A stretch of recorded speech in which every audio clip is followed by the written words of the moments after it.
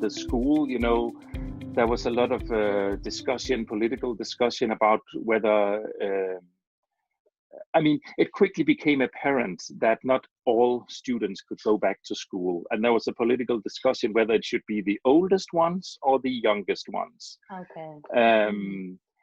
And eventually the government chose to send the youngest ones back. And now they use the classrooms that were formerly used for the older students because they have divided all the classes. So now that because they have to keep the distance, so one class will now need 2 classrooms. So the thing is that there isn't room for the older classes. Now the government's reasoning for this was that they said, well, we need to alleviate the home conditions of all these small children families. And they need to be able to work more properly, the parents who can work from home. Also, it's a social democratic government right now, so they also had some social concerns about, you know, at-risk children, at-risk families. Some parents, they really need their children to go to school because they can't really cope with them at home. And, you know, so there were these sort of social concerns also. So eventually they chose to send the youngest ones, so that would be preschool, the kindergartens, nurseries, and up, including the 5th grade. So that would be the children who are 11 years of age. Yeah.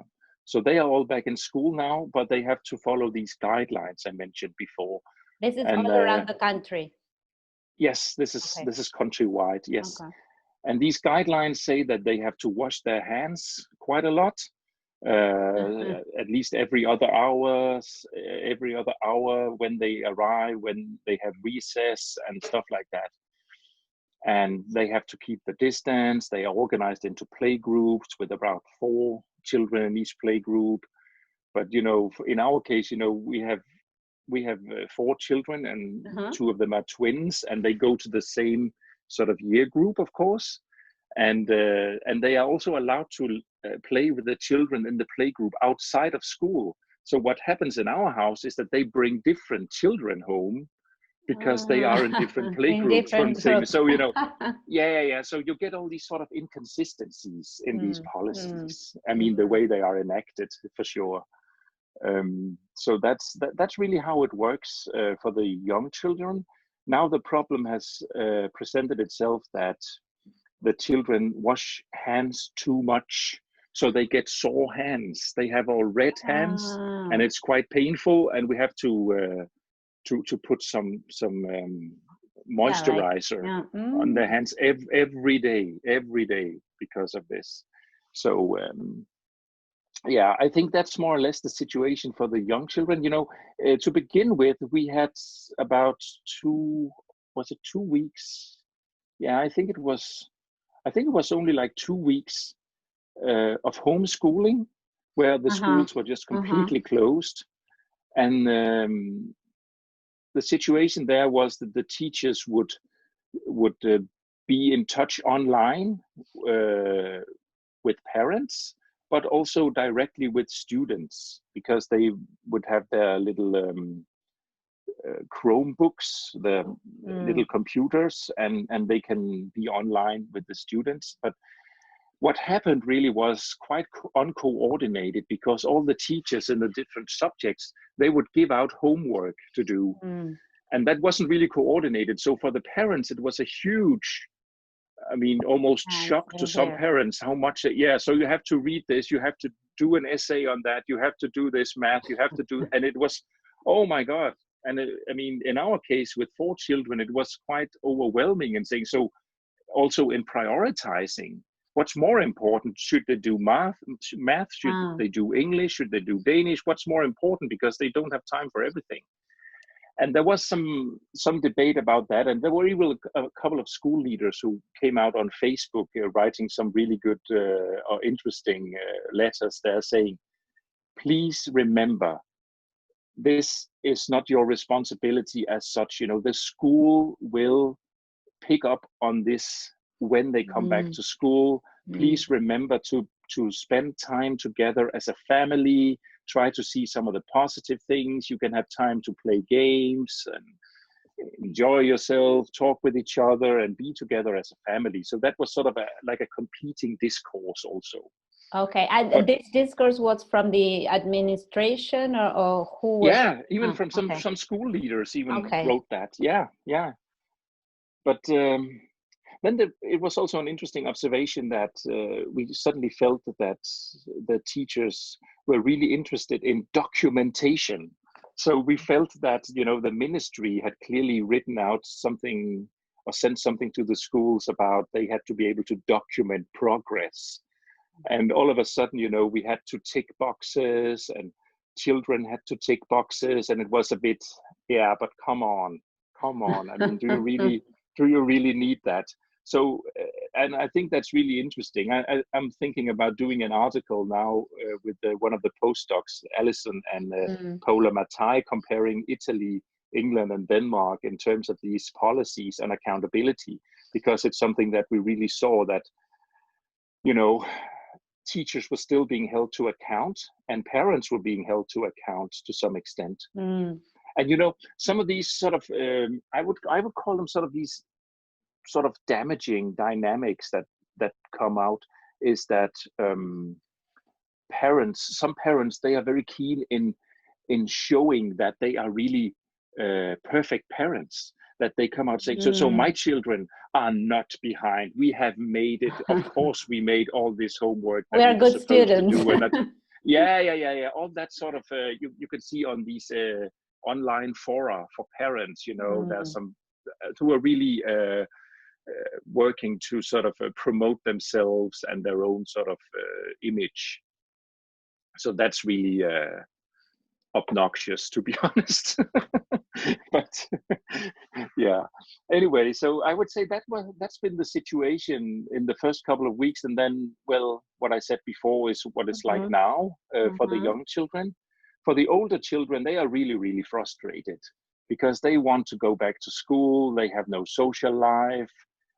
Some teachers tried to organize some walks where they could walk around in groups with distancing, you know, some of the 8th or 9th graders, but it was just stated that they are not allowed to do that, which is a bit weird because, you know, they can go to the supermarket. That's okay. Apparently they can also go to the building workshop where you buy building materials, because now that all people have been staying home, people are extremely productive in making improvements to their houses. You know, everyone around is painting and doing woodwork and all sorts of stuff. So they are allowed to go to these shops and buy these things. So there are a lot of inconsistencies. Anyway, a particular issue pertain to the school leaving students. You know, in the 9th grade, they want to have their exams, and they will have only very few exams, and they will just transfer the yearly grade. I don't know if you know. I mean, here they get a yearly grade. They get a grade by the teacher for their sort of performance across the year, and then they have the exam also. But they will just take the grade from their yearly grade and transform it into an exam grade. And some students are, of course, unhappy with this. And some are very happy. And some are very happy. Yes, yeah, exactly. I think that France was going to do the same with the baccalaureate, but they were not going to have the bac, but they were going to use like this yearly grade as an indicator. Yeah. Exactly. We have that here. And that goes also for the ones who are doing their A-levels, what we call the gymnasium, the secondary education. They have only like 3-4 exams, and the rest will be year grades that are transferred. And you need these exams from when you leave gymnasium to get into university? Yes, okay, exactly. So that will have a direct impact on your grade level or your grade average, and that determines your possibilities for entering study programs in higher education. But they also worry a lot about all the, there are a lot of traditions around finishing high school or the gymnasium with the partying, and they ride around in horse carriages, and and they can't do any of that. So they are a bit upset. In the universities, we have to do online teaching. And even though we don't know what's going to happen after May 10th, because that's when the new guidelines will come out, the government will make, they said on May 10th, they will give new directions. So we don't know what's going to happen. But even so, the universities have decided to say, okay, for the rest of this semester, all teaching is online, all exams in June, for instance, are online. So we all of a sudden had to be experts in Zoom and Skype for Business and all sorts of things. And it's a big difference, because it's very demanding actually to stay focused and have your attention devoted to a screen like that. So we had to reorganize a lot of the teaching. So sometimes we just, in PowerPoint, you can just add sound to the slide, so you can make speech onto your slides and then upload it to the student. I mean, that's probably one of the easiest way to do it. But and I hear from some students are frustrated that they don't get to have the oral exam. And again, it's a bit weird, because I guess with the exams, you could easily organize the exam room in accordance with the guidelines. You can just put distance between the chairs. There are only 3 people in the room, the examiner and the external examiner and the student, and you could have sanitizers and everything. So some people say, so why can't we do that? But they decided we can't, and we just have to do as we're told. Because you have like oral exams after you finish each subject at the university. That's a way of promoting. Some kind of exam. It could be a written exam, but in Aalborg, for instance, we have a lot of problem-based learning, so they write projects, and they have to have an oral examination of their project. So that, of course, we cannot do anymore. What I think this will change a lot in academia in the years to come, because you saw yourself with the CIES.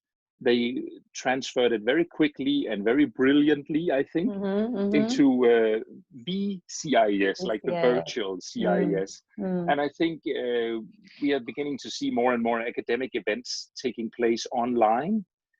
And I'm not, I don't know, maybe I think we will see more of that in the future. And in that sense, in a way, it's a good thing, because it will minimize all the travel. So in terms of the climate agenda, it's a good thing. But we'll see where that ends. But I'm sure that, the universities are under pressure economically. So if they can save also some money on travel, then they will. They will, because now we have proven that we can actually work, even though we are at home. It's going to turn against us. Maybe that would be a pity. Now, I'm sure some of the conferences will go back into being physical conferences, but I think we will see more of this online stuff. And do you think that at the university level, for instance, this online teaching, it's something that because you talked about virtual conferences, but teaching, do you think that is a way to go to promote online teaching more than having students at the university? Would you need the infrastructure to have them every day in class and so on? Do you think that that's a possibility? It's an interesting way to go for universities, or not? It might replace some of the teaching, but I think it's a very different kind of teaching.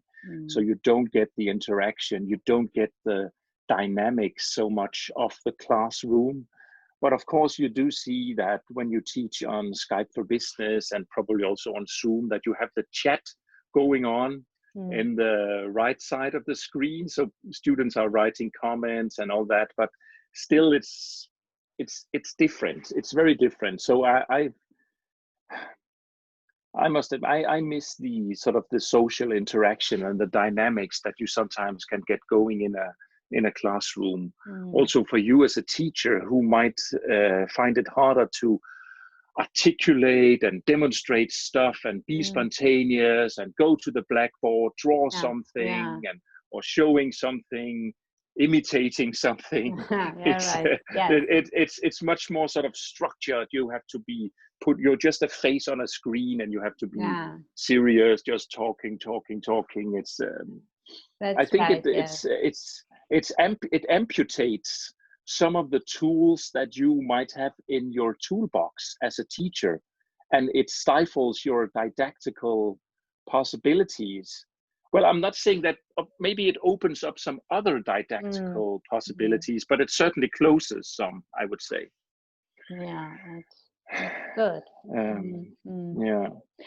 But what I worry about in education generally is this about the social interaction, and I worry a bit about the young children, because if they are taught that the other is a potential risk, is a potential threat to them, I mean, what will that do to their sort of way of being in the world, their approach to the world, their sense of security, their sense of development, sense of confidence? I mean, that remains to be seen, but it's something that I could worry a bit about, because it really positions the other or the fellow human being in a completely different way. And you can see just, when you walk even in the village like this, when you walk on the sidewalk, if you can see you're going to meet someone, you will change to the other side of the road. And that's a completely different approach to your fellow human being. So that's a concern. Yeah, because it's true that it's like everyone becomes suspicious. You become suspicious of each other. In a way. Yeah. And you internalize these values and guidelines. Yeah, I even noticed myself when I went to, we had to get summer tires on the car, and I went to get the tires changed, and there was this guy who was going to do it, and he coughed, and all of a sudden it just popped into my mind, oh my God, shouldn't he stay at home? What is he doing? Whereas outside? I mean, maybe, but immediately I sort of seized that thought and said, oh my God, how are you thinking that even? It's like a reaction, and even if you are conscious about it, you cannot help it, because you are like you're aware of that.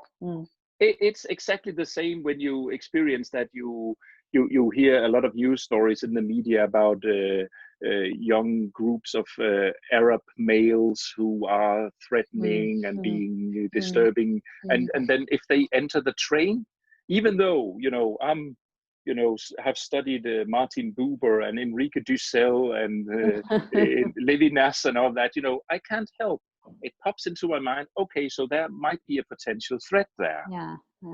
And that's the scary part, that you feel that it sort of internalizes in you, in your approach to the world.